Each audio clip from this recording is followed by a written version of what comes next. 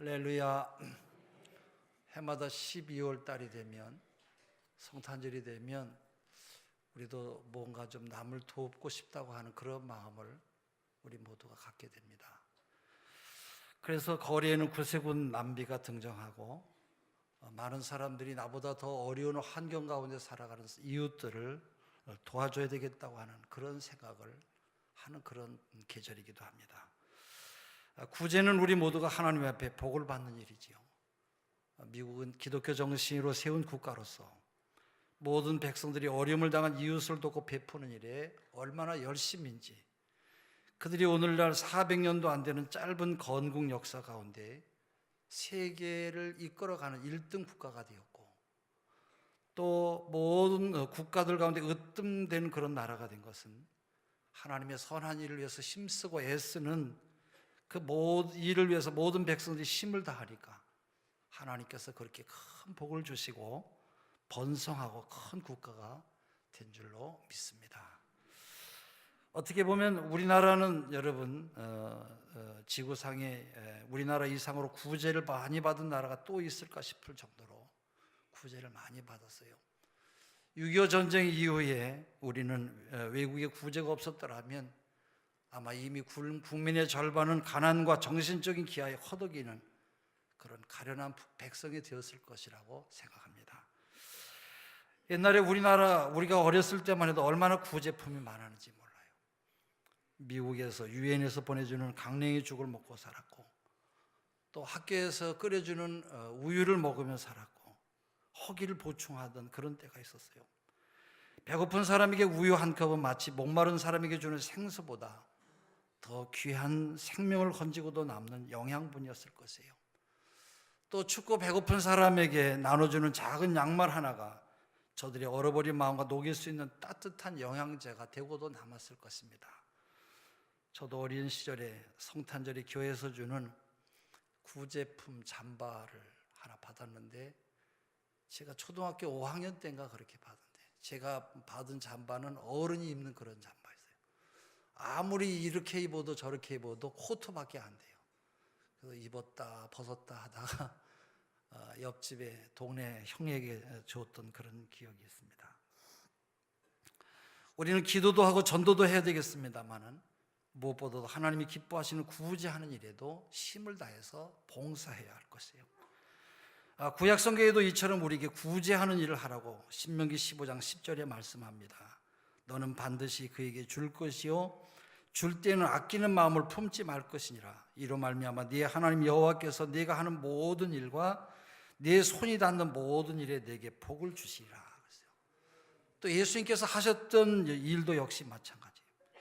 예수님도 기도만 하고 전도만 한 것이 아니라 예수님께서도 구제를 하나의 덕목으로 생각하고 산상수훈 설교 가운데서도 구제에 대한 말씀을 하셨고, 또 항상 가난하고 어렵고 힘들게 살아가는 사람들의 친구가 되기도 하셨고, 그들을 아주 귀하게 여기신 말씀이 성경 여러 곳에 나옵니다. 마태복음 6장 3절에 보면 구제할 때 오른손이 하는 것을 왼손이 모르게 하라 말씀하셨고, 또 마태복음 6장 4절에는 내 구제함을 은밀하게 하라, 은밀한 중에 보시는 너희 아버지께서 갚으실 것이라고 말씀하셨어요. 그러므로 구제는 하나님이 기뻐하시는 가장 귀하고 복된 일이에요. 성경은 우리에게 믿음과 은혜만을 강조하지 아니하고 바로 남을 돕는 구제와 선행도 우리에게 하라고 가르쳐주고 있어요. 또 구제와 선행의 중요성을 강조하는 말씀이 성경 여러 곳에 나오는데, 요한일서 3장 17절 8절에 누가 이 세상 재물을 가지고 형제의 궁핍함을 보고도 도와줄 마음을 닫으면 하나님의 사랑이 어찌 그 속에 거하겠느냐. 자녀들아 우리가 말과 혀로만 사랑하지 말고 행함과 진실함으로 하자. 하나님으로부터 물질의 축복을 받는 사람은 궁핍하게 사는 사람들을 도와줘야 될 그런 생각을 해야 된다라는 거예요. 뿐만 아니라 구제는 자신의 삶을 풍조하게 하고 자신의 삶을 윤택하는 그런 말씀이기도 해요. 구제를 좋아하는 자는 풍족하여질 것이요 남을 윤택하게 하는 자는 자기도 윤택하여지리라. 신약성경에 보면 죽었다가 살아날 정도로 하나님의 특별한 사랑을 입었던 도르가라고 하는 여자가 나와요. 이 여인은 특별한 은총을 입은 이유를 사도행전 9장 36절에 이렇게 말씀해요. 욥바에 다비다라는 여제자가 있으니 그 이름을 번역하면 도르가라. 선행과 구제하는 일이 심히 많더니. 다비다는 시브리 이름이고 도르가는 헬라어 이름인데 이 여자 주님을 사랑하고 따르는 여제자로서 도르가라고 하는 이름은 아름답다고 하는 그런 뜻을 가지고 있어요. 이 도르가는 아름답고 매우 착한 그런 여자였어요. 풀로 신학교의 교장을 여기만 유명한 옥첸가 목사는 도리가를 자비의 천사라고 말했어요. 도르가는 선행과 구제하는 일이 심히 많았다고 그렇게 말씀하고 있어요. 선행과 구제가 많은 것을 강조하는 것은 주님을 가장 생생하고 아주 진하게 전하는 사람으로 기독교 신앙은 말이 있지 않냐고 선행과 구제에 있는 것을 바로 몸으로 말씀하고 있는 것이에요. 사도 요한은 요한일서 3장 18절에 자녀들아 우리가 말과 혀로만 사랑하지 말고 진실함으로 하자. 야고보서 1장 27절에 하나님 앞에서 정결한 경건은 고아와 과부를 돌아보는 것이니라. 디모데전서 6장 18절 19절에 선한 일을 행하고 선한 사업에 부하고 나눠주기를 좋아하며 동정하는 자가 되게 하라.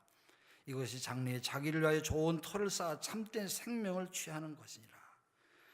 데살로니가전서 5장 15절에 피차 대하든지 모든 사람을 대하든지 항상 선을 쫓아라. 요한복음 5장 29절에는 선한 일을 행한 자는 생명의 부활로 악한 일을 행한 자는 심판의 부활로 나오리라. 도르가는 일편단심으로 주님을 사랑했고 주님이 기뻐하시는 선행과 구제하는 일에 최선을 다한 성도가 바로 이 도르가라고 하는 여자예요. 선행과 구제가 많은 사람이 되려면 우리가 인간관계가 원만하고 사람들과 싸우지 않고 좋은 그런 관계를 맺어야 돼요. 여러 종류의 사람들과의 관계와 이 사귐이 아주 좋아야 돼요. 인사도 잘하고 교제도 잘하고 도움의 손길도 잘 펴야 돼요. 이 도르가는 욥바에 사는 모든 과부들과의 관계가 아주 원만하고 좋았어요.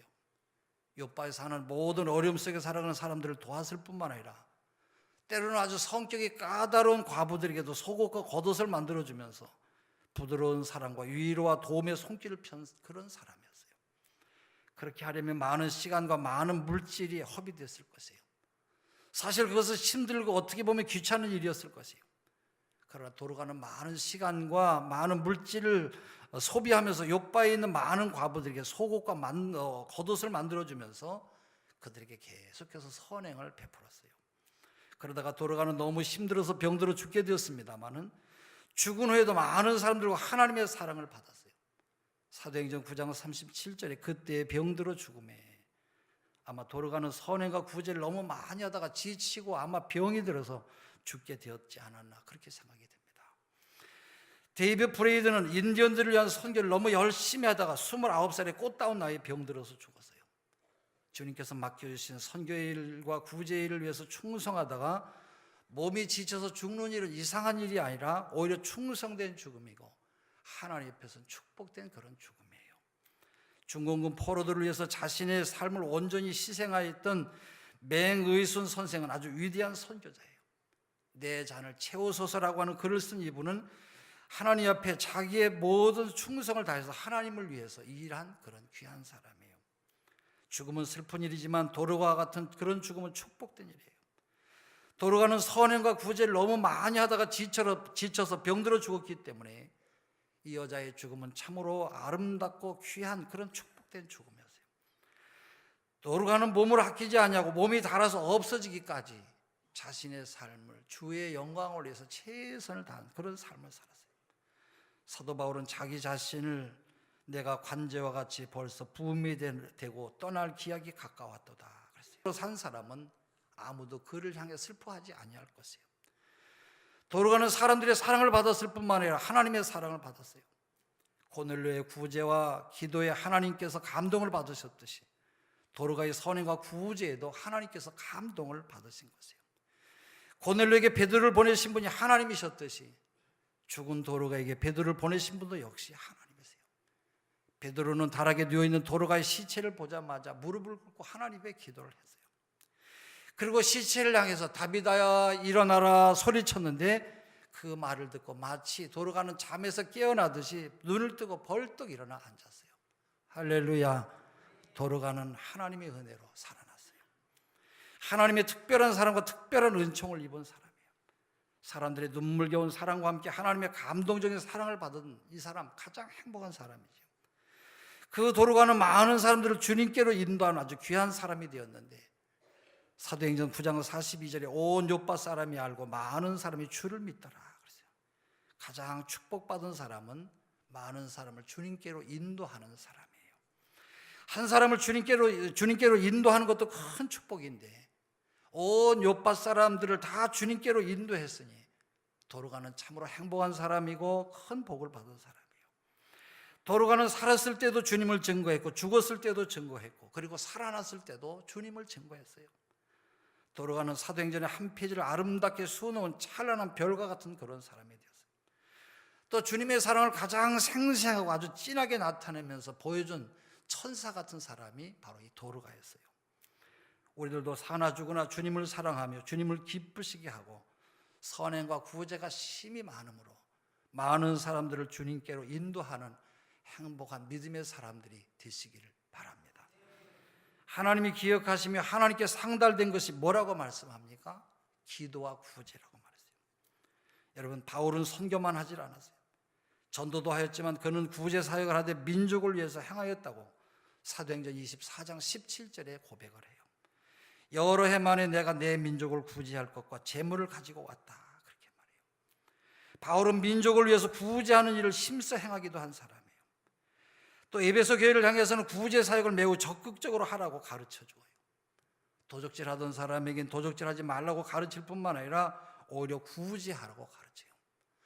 그래서 에베소서 4장 28절에 도둑질하는 자는 다시 도둑질하지 말고 돌이켜 빈궁한 자에게 구제할 것이 있게 하여 제 손으로 수고하여 선한 일을 하라 말씀하세요. 신명기 15장의 말씀은 구제를 반드시 해야 된다고 강조하고 있어요. 이것은 율법 정신으로 구제는 하나님의 뜻이고 분부이고 바로 명령이에요. 해도 되고 안 해도 되는 것이 아니라 이것은 반드시 해야 된다고 하는 그런 성도의 의무인 것이에요. 신명기 15장 7절에서 11절에 어느 성읍에서든지 가난한 형제가 너와 함께 거하거든 너는 반드시 그에게 구제할 것이요 구제할 때는 아끼는 마음을 품지 말 것이니라. 땅에는 언제든지 가난한 자가 그치지 아니하겠으므로 내가 네게 명하여 이르노니 너는 반드시 네 경내 네 형제의 곤란한 자의 궁핍한 자에게 네 손을 펼치니라. 손을 펴서 구제하라는 거예요. 또 구제는 우리에게 풍요로움과 축복을 가져다 줘요. 구제는 우리들의 마음과 영혼과 삶의 풍요로움과 축복을 가져다 줘요. 하나님의 말씀이 그렇게 약속했고 또 그것이 바로 우리들의 삶이 그것을 증명하고 있기 때문에 그래요. 그래서 오늘 우리가 읽은 본문에도 흩어 구제하여도 더욱 부하게 되는 일이 있나니 과도히 아껴도 가난하게 될 뿐이라. 구제를 좋아하는 자는 풍족하여질 것이요 남을 윤택하게 하는 자는 윤택하여지리라. 구제하는 사람들에게 하나님께서 부귀와 풍족함과 윤택함과 범사의 복을 주신다고 약속하셨어요. 이사야서 50장 10절에서 11절에는 뭐라고 했느냐? 네 빛이 아침같이 비칠 것이며 네 치료가 급속할 것이며 영광이 네 뒤에 호위하리니 네가 부를 때는 나 여호와가 응답하겠고 네 빛이 발하여 네 어둠과 낮과 같이 될 것이며 네 영혼을 만족하게 하며 네 뼈를 견고하게 하리니 너는 물된 동산 같겠고 물이 끊어지지 아니하는 샘과 같을 것이니라 말씀해요. 어둠 대신에 빛이 비치고 하나님의 영광이 호위하고 병이 치료함 받고 기도의 응답이 속하고 영혼도 뼈도 몸도 건강하게 되고 너는 물된 동산 같은 부족함이 없는 아름답고 풍요로운 삶을 살게 된다고 말씀하고 있어요. 이 모든 축복이 바로 구제와 바로 선행의 손길을 펴는 사람에게 주어주시는 그런 축복이라고 말씀하고 있어요. 또 한 가지 귀한 축복은 구제함으로 전도의 열매를 많이 맺게 된다는 거예요. 도로가의 구제 때문에 온 요파 사람들이 주님을 믿었다고 말하고 있어요. 이와 반대로 구제를 하지 않는 극도로 인색하고 극도로 이기적인 사람들에게는 하나님의 저주가 임한다고 말씀하기도 했어요. 가난한 자를 구제하지 않는 자는 궁핍하지 아니하려니와 못 본 채 하는 자에게는 저주가 많으리라. 잠언서 28장 27절에 이거보다 더 심한 말씀을 또 한마디 했어요. 구제를 하지 않는 자는 저주를 받아서 영영한 불에 들어간다고 말씀하게 됐어요. 이건 여러분이 마태복음 25장 41절에서 46절에 있는 말씀입니다. 여러분이 집에 가서 한번 읽어보세요. 구제하지 않는 사람에게 임한 하나님의 형벌을 말씀하고 있어요. 예수님은 먹을 것이 없는 가난한 자들에게 먹을 것을 주셨고, 병든 자를 어루만지며 병을 치료해 주셨고, 슬픔과 절망에 빠져 있는 사람들에게 소망과 기쁨을 주셨어요. 그리고 여리고로 내려가다 강도 만나 쓰러져서 죽어가는 불쌍한 사람에게 가까이 가서 기름과 포도주로 그의 상처를 싸매어주고, 자기가 타고 가던 짐승에 그를 태워 주막에까지 데려가서 그를 돌봐주고, 그 다음날 주막 주인에게 돈을 주면서 이 사람을 돌봐달라고 부탁한 선한 사마리아 사람 이야기를 하면서, 너희들도 이와 같은 선행과 구제와 봉사일을 하라고 명령하셨어요. 구제에 대한 말씀을 한두 구절만 말씀하고 마치겠습니다. 마태복음 6장 4절, 네 구제함을 은밀하게 하라. 은밀한 중에 보시는 너희 아버지께서 갚으시리라.